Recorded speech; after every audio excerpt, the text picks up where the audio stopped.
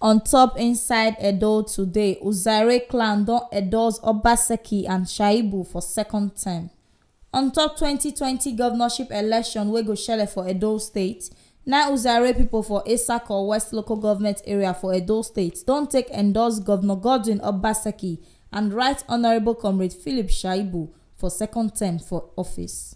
Dem do dis endorsement for letter when JPU Progressive Union JPU write and Chairman Felix Oshionebo, Secretary General Mohammed Kasim, Vice Chairman J.A. Ukpokodo, Public Relations Officer TPL Bismarck Oshiokbekai, Auditor General Alhaji Mohammed Amionalome, and the Galadima of Uzairue Chief Alhaji Yusuf Bello sign.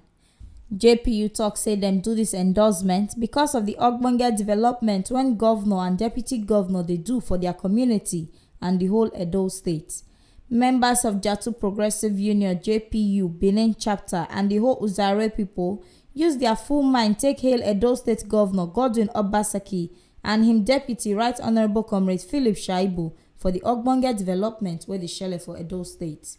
For the letter, dem talk say members of JPU Progressive Union Benin branch and the whole Uzairue don endorse Godwin Obaseki and Philip Shaibu for second term so that dem go fit continue their good work for Edo State.